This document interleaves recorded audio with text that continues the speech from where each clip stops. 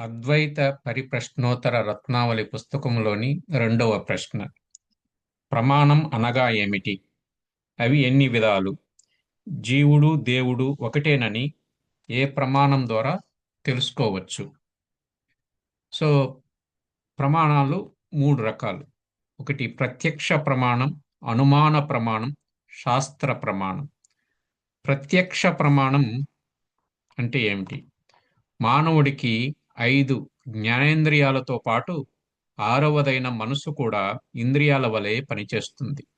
ఇంద్రియాలు బయటకు కనపడతాయి, మనసు బయటకు కనపడదు. దాని ఫంక్షన్ ద్వారా దాని ఉనికిని తెలుసుకోవాలి. గీతలో అంటే భగవద్గీతలో మనశ్శష్టాని ఇంద్రియాని అన్నందున మనసుని 6వ ఇంద్రియముగా గుర్తించాలి. మన ఇంద్రియాలు దేనినైనా ఒకటిగానే గుర్తిస్తాయి. అందరికీ ఉప్పు ఉప్పుగాను, నిప్పు వేడిగాను, సముద్రము నీరుగాను, కొండ రాయిగాను కనిపిస్తుంది. సంయోగమప్పుడు సంతోషము, వియోగమప్పుడు దుఃఖము అందరి మనసులకు ఒకటిగానే తెలుస్తుంది. ఇంద్రియాల ద్వారా అందరికీ ఒకేలాగా తెలిసే జ్ఞానాన్ని ప్రత్యక్ష ప్రమాణం అంటారు. అనుమాన ప్రమాణం పొగను చూచి అక్కడ నిప్పు ఉండవచ్చు అని ఊహించేది అనుమానం. అనుమానమని ఎందుకంటారంటే అక్కడ నిప్పు ఉంటే ఉండవచ్చు, లేకపోతే లేకపోవచ్చు. అందుకే ఇంగ్లీష్లో ఏమంటారంటే మే మే నాట్ అనేది 2 ఉంటాయన్నమాట. ఆ విధంగా అనుమాన ప్రమాణము ప్రత్యక్ష ప్రమాణమంత ఖచ్చితంగా ఉండదు.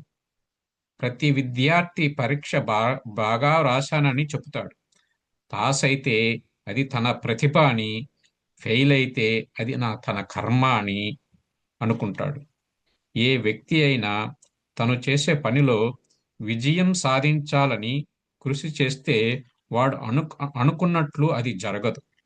తాను ఒకటి తలిచినా దైవం మరొకటి చేస్తున్నాడని వాడి మీద నింద వేస్తాడు.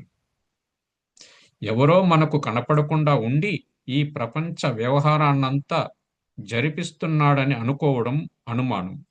ఒక క్రియేషన్ కనిపిస్తున్నప్పుడు మనకు తెలిసినా తెలియకపోయినా ఒక తయారు చేసిన వాడు క్రియేటర్ ఉండి తీరాలి. ఒక గ్లాస్ మనకు కనిపించినప్పుడు అది ఎవరు తయారు చేశారో మనకు తెలియదు, కానీ ఖచ్చితంగా ఒకరు తయారు చేయకపోతే ఆ వస్తువు కనపడడానికి వీలు లేదు. ఆ తయారు చేసిన వాడికి దేవుడు అని పేరు పెట్టుకున్నావు. నీకు కనపడకుండా అంటే ఎవరికీ కనపడకుండా వస్తువును తయారు చేసేవాడు దేవుడు. దేవుడికి ఏ పేరైనా పెట్టుకో, కానీ వాడు అనుమాన ప్రమాణం కోవలోకి వస్తాడు.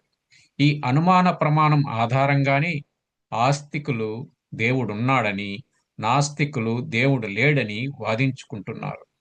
ప్రత్యక్ష ప్రమాణంలో జ్ఞానేంద్రియాలు పనిచేస్తే అనుమాన ప్రమాణంలో మనస్సు అనే ఇంద్రియం పనిచేస్తుంది. 3వది శాస్త్ర ప్రమాణం.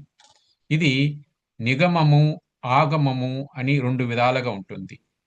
నిగమము అంటే ఉపనిషత్తులు, బ్రహ్మసూత్రాలు, భగవద్గీత ఇత్యాది గ్రంథాలలో నుండి యథాతథముగా అంటే ఉన్నది ఉన్నట్లుగా కొటేషన్ ఇస్తూ తెలియజేసేది.